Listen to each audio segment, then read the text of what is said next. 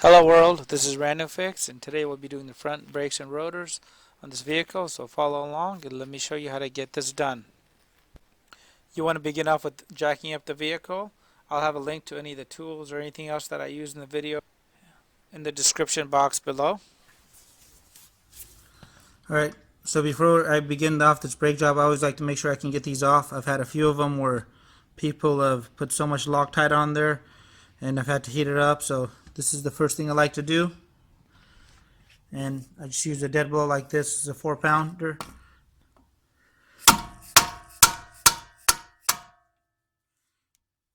That's off.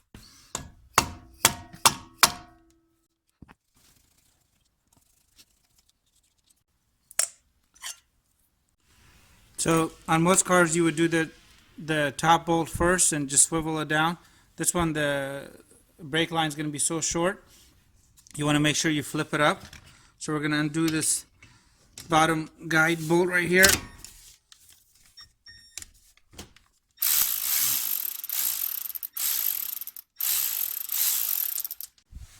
Alright, with my guide bolt removed, now I'm going to go ahead and swivel those up. In case yours is stuck, you can grab yourself a little small pry bar like this and kind of just slowly work it in here. Make sure you don't get the hardware, and you would just pry back like that. Mine came out pretty easily. Now I'm going to go ahead and look at all my components that I'm taking out. And you want to make sure that the new hardware you're getting has one of these wear bars. If your new brake pads only have one of these, you want to make sure you put this on the inside. That's where it goes. Next, I'm going to be removing the top guide bolt right here. With my caliper unbolted, I'm going to go ahead and hang this off the strut here. Now you want to go ahead and remove the caliper bracket bolts, which is one on top and one on the bottom right here.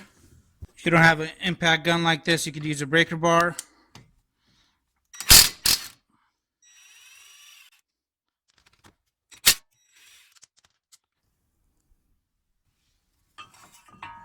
That just slides off. Now you get your rotor off.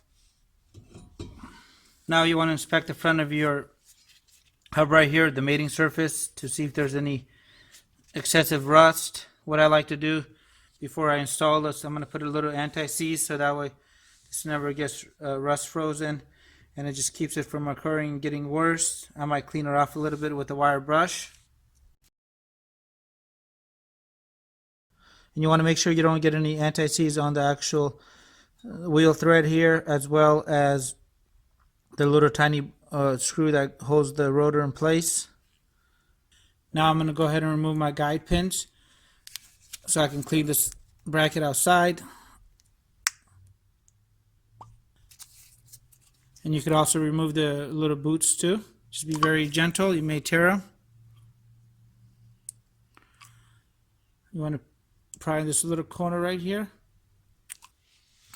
Alright, so the boot is out.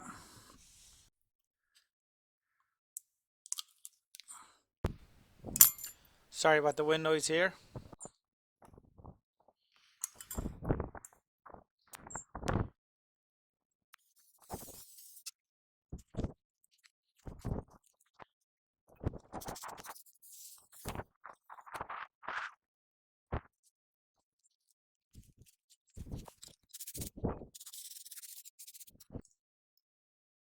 What I like to do is grab the guide bolt, stick it back in there to grab the last little bit of crud that's left in there.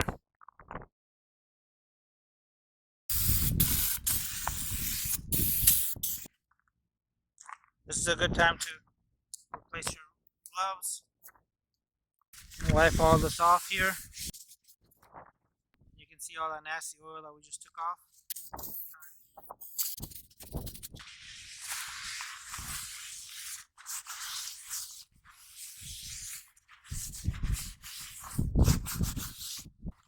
Flip this over.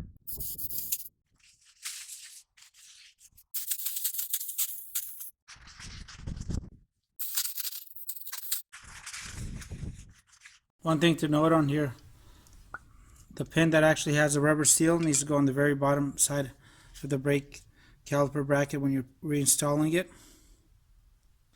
Now we're just going to go ahead and install our hardware back in. You always want to try to buy brakes that come with new hardware. It'll make the brake job last longer. You never know what you're going to expect until you remove it. And you do not want to be left stranded. Alright, perfect. And then later on we're going to go ahead and lube these up. Any place where it's going to make contact with the caliper or the brake pads, we're going to go ahead and lube up that area. Let me go ahead and put these booties back. To put the boots back, you want to go ahead and just take your time. Make sure they're all snapped in. I'm going to do the one with the little rubber bushing at the tip there first. It's going to go on the very bottom side, which is right here. And you want to just lightly get this on here.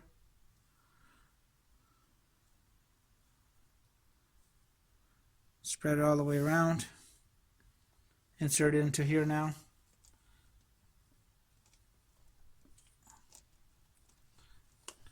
Keep turning it and push down on it, and the seal should automatically just form and it snaps in just like that.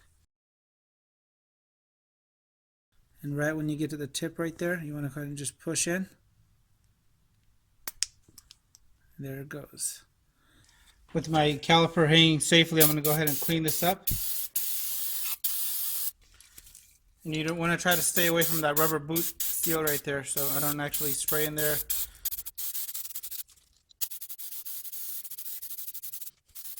My piston's barely out, but if your piston's out further, you can actually go clean that little boot around that area using a soft paper towel and get it all nice and clean.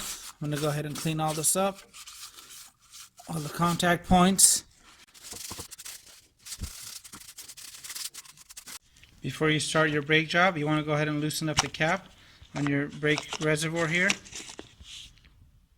Alright, so before we install this, we actually need to compress the piston here. You want to use the old brake pad like that. Center your compression tool here in the middle so it goes back even. And slowly tighten this up. You do want to make sure that that cap that I showed you earlier is off.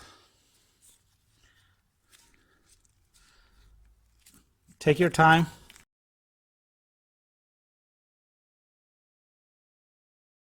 And in case your rubber pops out like that, you want to make sure you push that back in. Alright, my hands are all clean. I'm going to go ahead and put the rotor on. And to make my job a little easier, I'm going to use my lug nut here to keep my rotor in place. And on this Honda, you want to make sure that that little screw hole is matched up, and that we're going to be able to thread that back in. I went ahead and cleaned these off. I'm going to just put one dab of Loctite on there.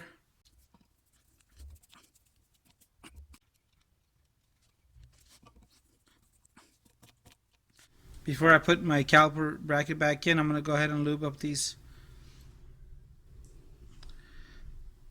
friction points right here. And this might be a great time for you to clean. If you've gotten accidentally contaminated, I've been really good. And I'm going to attach my caliper bracket here. Top bolt goes in, as well as the bottom one. Now I got myself a torque wrench here. I'm going to torque these.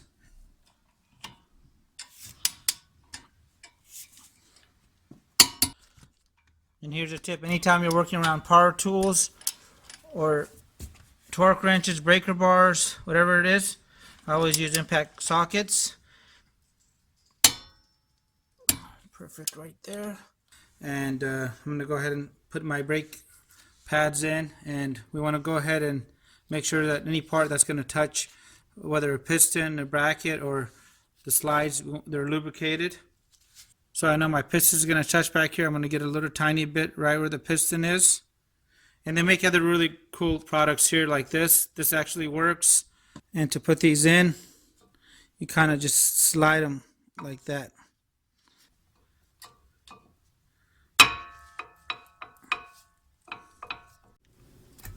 Now I'm ready to put my caliper back in place. You want to put the top one in first. The top one in place. I'm going to go ahead and swivel it. And I'm going to grab my brake lube here. And I'm going to touch up right here. In here.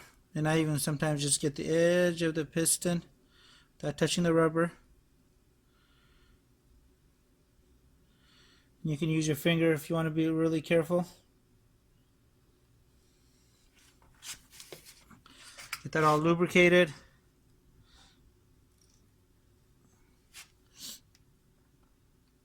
Slide that in place. Push down this pin right here to get that in.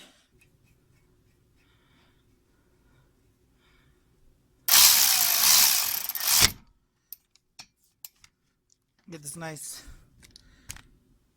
get the top bolt nice and snug.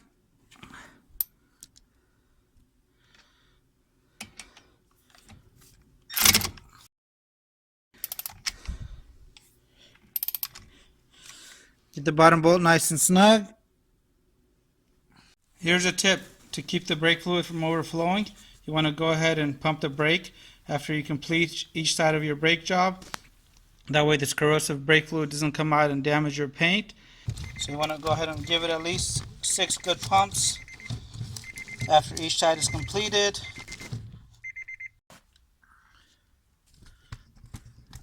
Now you're halfway there. All you got to do is go do the other side. And here's another tip before you install your wheel on your brand new brake job. You want to put a little anti-seize. And don't forget to torque down your wheels. And I hope this video helped you out. Please leave your comments and your questions below. And have a great day.